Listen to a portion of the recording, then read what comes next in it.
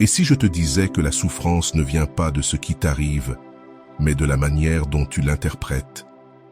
Notre esprit crée des tempêtes, mais il a aussi le pouvoir d'apaiser les eaux. Lorsque tu apprends à observer tes pensées sans te laisser emporter, quelque chose en toi se libère. Tu n'as pas besoin de changer ta vie pour ressentir la paix, tu as juste besoin de t'éveiller. Ce n'est pas une vidéo comme les autres, c'est un appel à vivre avec conscience, car le véritable pouvoir réside en toi. La racine de la souffrance se trouve dans l'esprit. Le Bouddha n'a jamais dit que la vie était souffrance. Ce qu'il a enseigné, avec une clarté percutante, c'est que la souffrance provient de l'attachement, du désir insatisfait et de l'ignorance sur la véritable nature des choses. Et tout cela se passe à l'intérieur de l'esprit, pas à l'extérieur, pas dans les événements, pas dans les personnes, mais dans la manière dont nous interprétons, nous accrochons ou rejetons ce qui se passe. Ce n'est pas la perte qui fait vraiment mal, mais cette pensée insistante qui murmure « Cela n'aurait pas dû arriver, ce n'est pas juste, je n'étais pas préparé ». C'est la narration que nous construisons après coup qui se répète inlassablement comme une vieille chanson qu'on ne sait pas arrêter. Ce n'est pas le rejet qui fait mal, mais l'histoire que nous nous racontons après qu'une personne parte, qu'une porte se ferme ou que quelqu'un ne réponde pas comme on l'espérait. Cette histoire où nous nous sentons insuffisants, indignes ou brisés. La solitude n'est pas la solitude en soi qui pèse. Ce qui pèse, c'est le jugement que nous portons sur elle, comme si être seul était synonyme d'être incomplet, d'avoir échoué, de ne pas être aimé. Mais la solitude, dans sa forme la plus pure, peut être un espace sacré, un miroir qui ne ment pas. Nous souffrons pour ce que nous croyons que les choses devraient être, comme si nous avions un script invisible que le monde refuse de suivre. Nous souffrons pour ce que nous nous racontons devrait se produire ici et maintenant, et nous souffrons pour ce que nous projetons vers l'avenir, comme si chaque pas en avant était une menace, au lieu d'une possibilité. Mais tout cela n'est qu'une construction mentale, un jeu d'ombre dans notre tête. Ce sont des pensées déguisées en vérité, des croyances que nous avons héritées, apprises, inventées sans même nous en rendre compte. Avant de continuer, si tu n'es pas encore abonné à ma chaîne YouTube, je t'invite à le faire dès maintenant. En t'abonnant, tu seras informé de toutes mes nouvelles vidéos, ce qui te permettra de ne rien manquer de contenu précieux. L'esprit sans conscience peut devenir une prison. L'esprit, lorsqu'il n'est pas calme, lorsqu'il n'est pas éclairé par l'attention consciente, peut devenir une prison. Un esprit sans conscience, c'est comme un enfant jouant avec une boîte d'allumettes au milieu d'une forêt sèche. À tout moment, il peut mettre le feu à tout, aux souvenirs, aux relations, à la paix. Mais lorsque la conscience apparaît, quand cette lumière douce mais puissante s'allume, nous permettant d'observer sans réagir, sans fuir, sans lutter, alors l'esprit se transforme. Il devient une alliée, un refuge, un espace sacré où tu peux respirer, te reposer, comprendre. C'est un temple silencieux où les émotions ne crient plus, où les pensées ne courent plus, où tu peux revenir à toi. Car la souffrance, bien qu'elle semble inévitable, ne l'est pas. Elle n'est pas obligatoire. C'est une option qui se dissipe lorsque tu apprends à regarder autrement, à regarder sans jugement, sans résistance, sans peur. Et quand tu regardes ainsi, vraiment quelque chose change, quelque chose se relâche, quelque chose se libère. Et là, à cet instant sans temps, tout commence. Reconnaître les pensées comme des nuages passagers. Les pensées ne sont pas des vérités absolues. Elles ne sont ni des commandements sacrés, ni des prédictions de l'avenir. Ce ne sont que des pensées, des mouvements fugaces de l'esprit, des apparitions qui surgissent, flottent et disparaissent comme des nuages dans un ciel ouvert. Mais malgré leur nature éphémère, la plupart des gens vivent prisonniers d'elles, comme si chaque pensée qui surgit était une sentence inéluctable. Nous nous identifions à ce que nous pensons. Nous croyons chaque mot qui apparaît dans notre esprit, comme s'il portait le sceau de la vérité. Nous donnons du pouvoir à chaque voix intérieure, comme si elle savait mieux que nous-mêmes qui nous sommes. Et là, juste là, naît la véritable souffrance. Car lorsque tu crois que ce que tu penses, c'est toi, tu deviens esclave de ton esprit. tu cesses d'être libre, tu deviens réactif. Une pensée négative ne passe pas simplement dans ton esprit. Elle te secoue, elle te domine, elle te traîne comme un courant souterrain. Soudain, tu ressens de la peur, bien qu'il n'y ait aucun danger. La culpabilité t'envahit, bien que tu n'aies rien fait de mal. Des images de catastrophes apparaissent dans ta tête, bien que tout autour de toi soit calme, et tu souffres. Tu souffres pour des choses qui ne se produiront peut-être jamais. Tu souffres pour des histoires qui n'existent que dans ton imagination. Mais et si tu pouvais voir les pensées autrement? Et si tu n'avais pas besoin de lutter contre elles, ni d'essayer de les changer? Imagine un instant que tu observes tes pensées, comme tu vois passer des gens dans la rue, sans les arrêter, sans les suivre, sans leur dire de rester, juste les regarder, les reconnaître, être présent pendant qu'elles viennent et partent, sans t'arrêter sur leurs mots, ni te laisser emporter par leurs promesses ou leurs menaces. Le pouvoir de l'observation. Quand tu fais cela, quelque chose de profond se passe, quelque chose se brise. Et dans cette rupture, apparaît un nouvel espace. Un espace où tu ne réagis plus de manière automatique, où tu ne crois pas tout ce que ton esprit produit, où tu ne construis plus des châteaux de sable sur des nuages passagers. Parce que c'est ce qu'ils sont, la plupart des pensées. Des nuages qui ne durent pas, des ombres qui semblent plus grandes quand tu les regardes avec peur, des brumes qui se dissipent dès qu'elles rencontrent la lumière de la conscience. La pratique bouddhiste nous rappelle que tu n'es pas ce que tu penses. Tu n'es pas le contenu de ton esprit. Tu es le ciel qui contient ces nuages. Tu es l'espace vaste, infini, silencieux, où tout apparaît et disparaît. Tu es la conscience qui observe sans s'attacher. La présence qui reste quand les formes changent, quand les histoires mentales s'élèvent et s'effondrent comme des vagues dans la mer. Et quand tu commences à vivre depuis cet endroit, quelque chose de beau se produit. Tu n'as plus besoin de contrôler tes pensées. Tu n'as plus besoin de les arrêter, de les combattre, de les maquiller avec des phrases positives.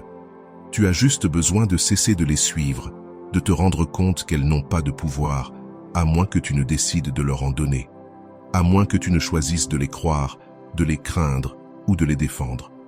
Et dans cette compréhension, aussi simple que transformatrice, naît quelque chose que tu ne peux ni forcer, ni chercher désespérément, ni acheter par l'effort, la paix.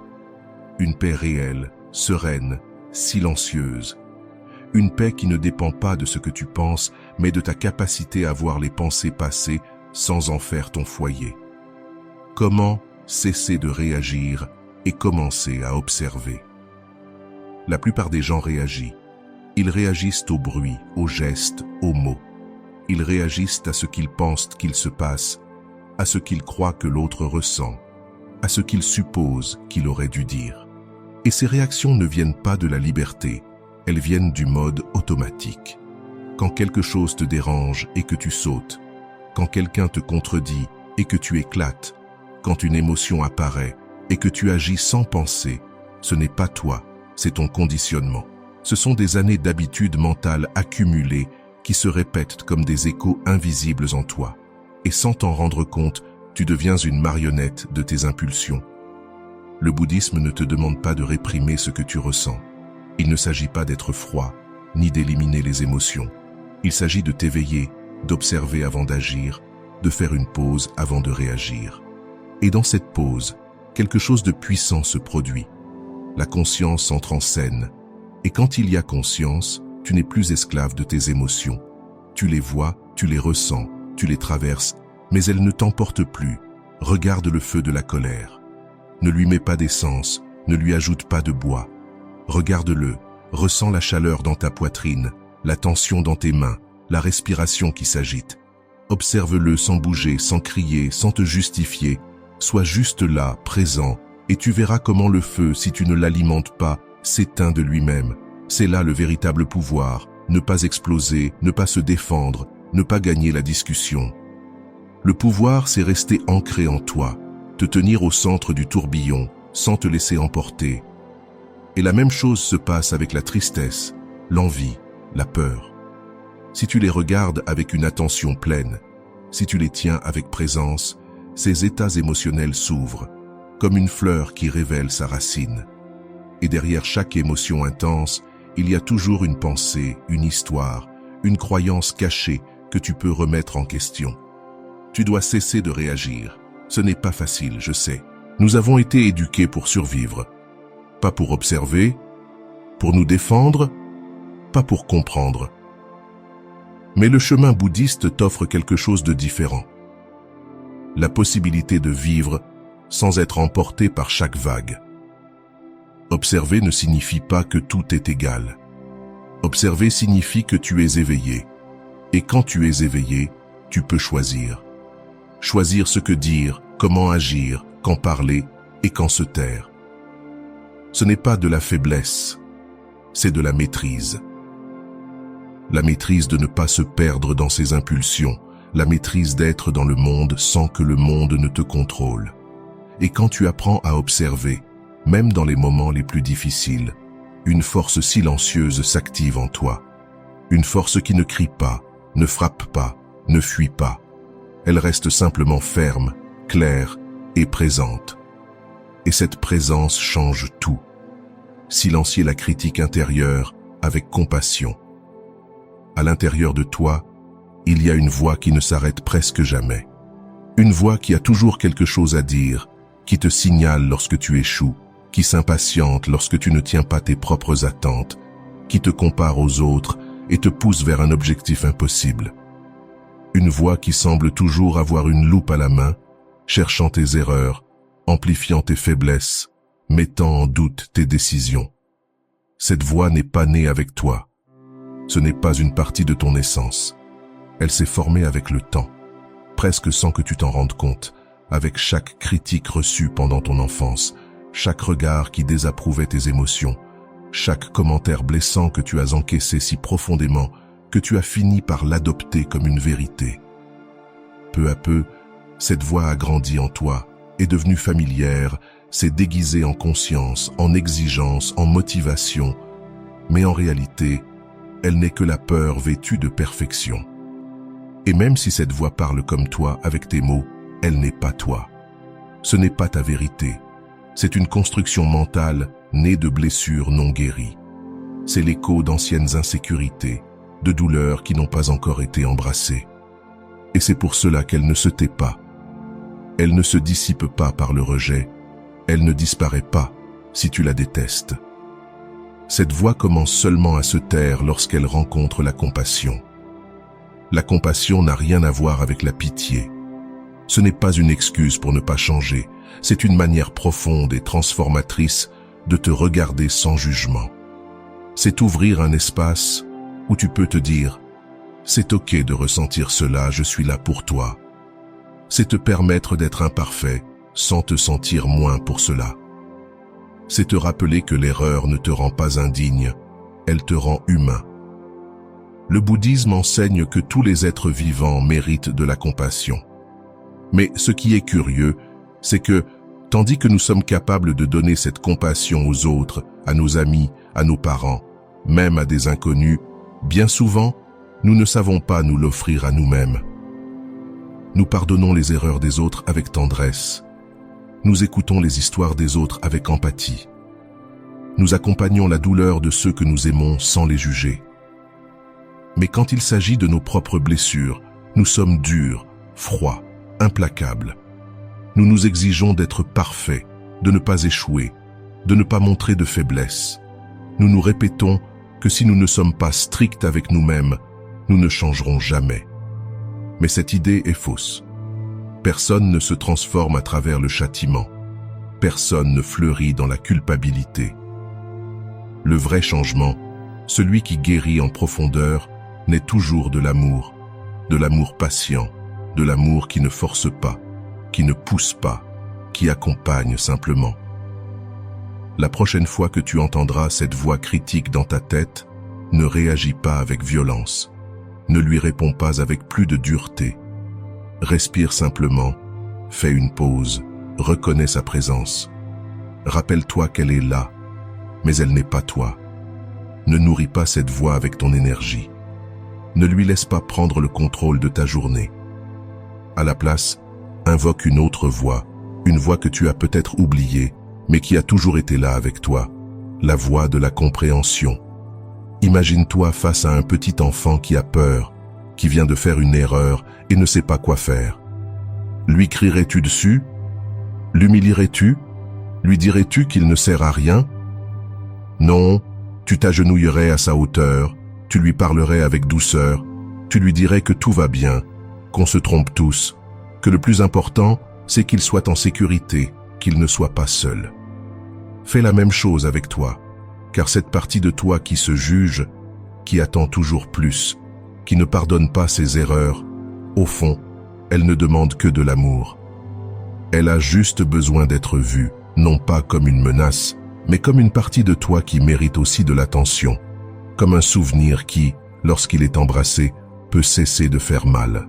Et quand tu commences à te traiter ainsi, avec cette bienveillance, quelque chose de silencieux mais profond se passe.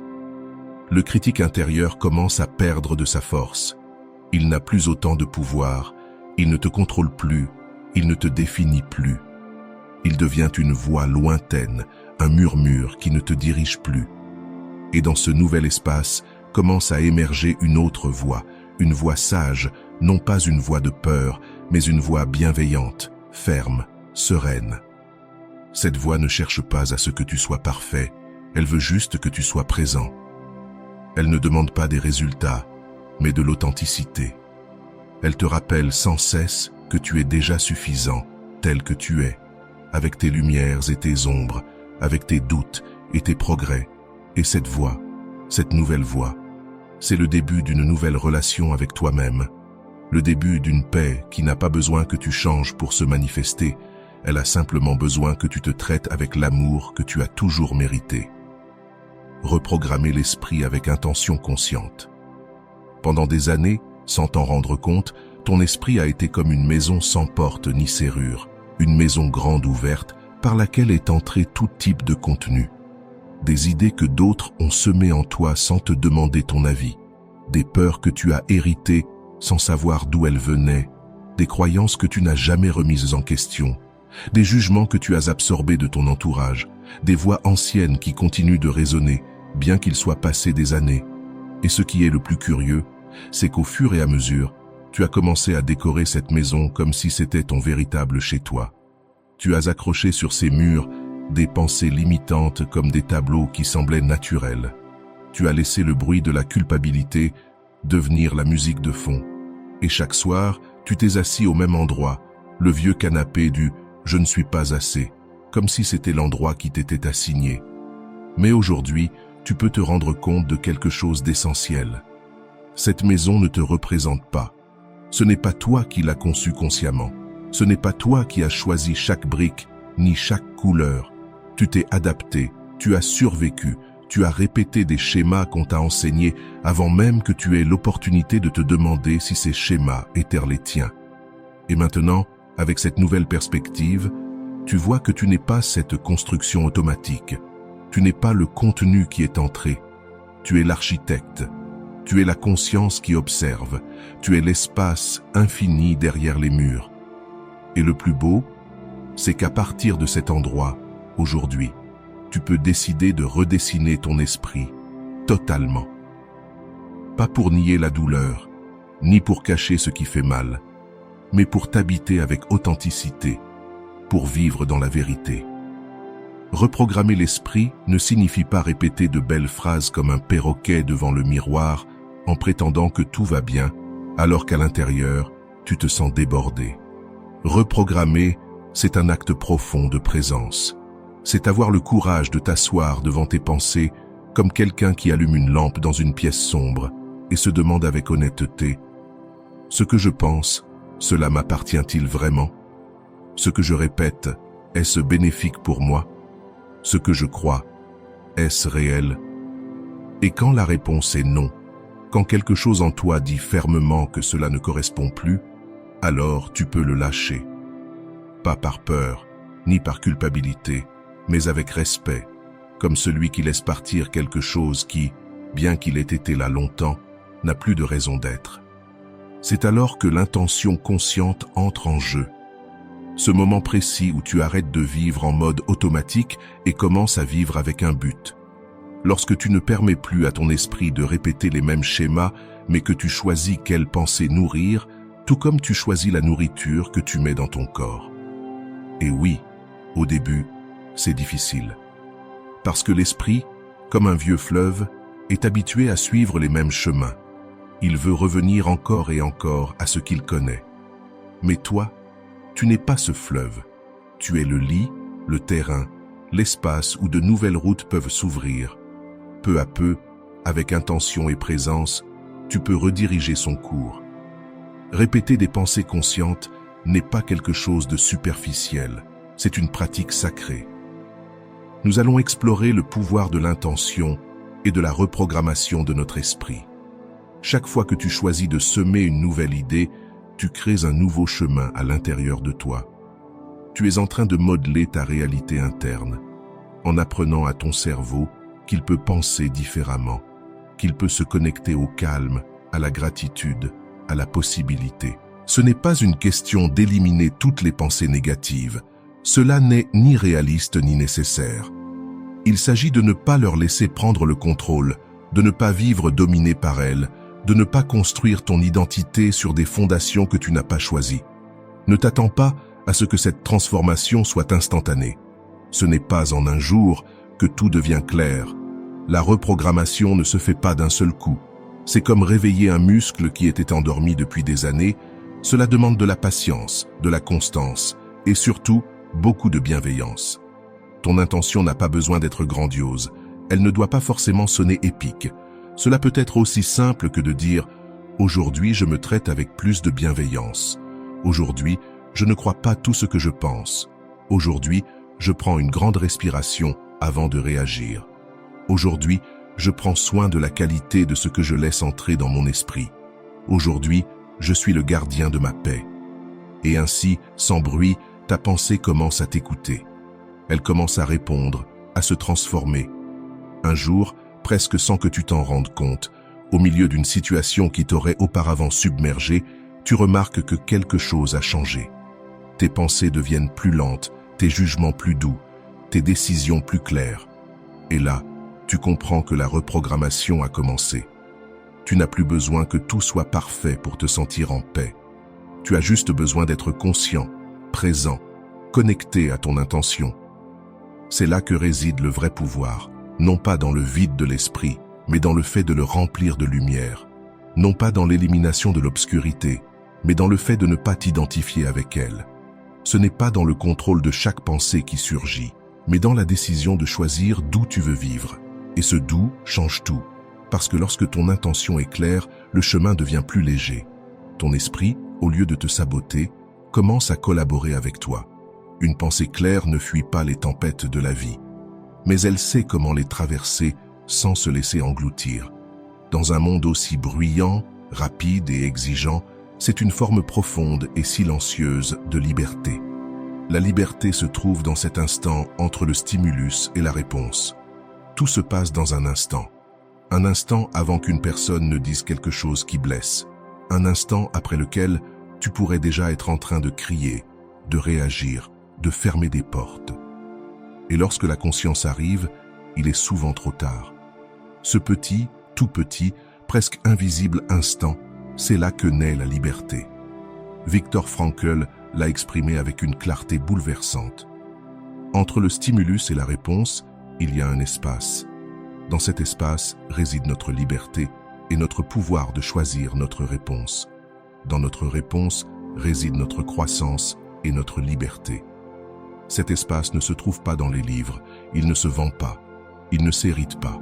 Il se cultive, se pratique, se protège. Parce que le monde va vite. Tout pousse à réagir sans réfléchir. Notifications, opinions, discussions, tout s'accélère. Mais l'éveil se trouve dans la pause. La pratique bouddhiste va dans l'autre direction. Elle invite à s'arrêter, à respirer, à habiter cette microseconde où tout est possible, cet instant où rien n'a encore été dit, où tu peux encore choisir le silence ou une autre parole. Dans cet instant, il y a du pouvoir. Ce pouvoir n'est pas de dominer les autres, mais de ne pas se perdre soi-même. Alors, on ne crie pas, on observe, on ne juge pas, on comprend. On ne frappe pas, on répond depuis un autre lieu, celui de la paix, qui n'a pas besoin de gagner. Voilà la vraie force, non pas celle de l'impulsion, mais celle de celui qui sait attendre, celle de celui qui a cultivé le temple intérieur de la présence. Et chaque fois que tu entres dans cet espace, quelque chose à l'intérieur change. Tu ne vis plus en réaction, tu vis en choix. Et ce choix change tout. Car à partir de là, tu ne réponds pas seulement mieux, tu vis mieux, avec plus de clarté, de calme, de vérité. Cet espace est la porte d'une vie consciente. La franchir chaque jour est un acte de liberté. Vivre depuis le témoin, la conscience éveillée, derrière tout ce que tu fais, ce que tu penses, ce que tu ressens, il y a quelque chose qui reste. Une partie de toi qui ne se modifie pas, qui ne change pas avec les émotions, qui ne se secoue pas avec les pensées, qui ne disparaît pas quand tout semble s'effondrer. C'est le témoin. Ce n'est pas un personnage, ce n'est pas une voix intérieure, ce n'est pas une autre partie de ton esprit.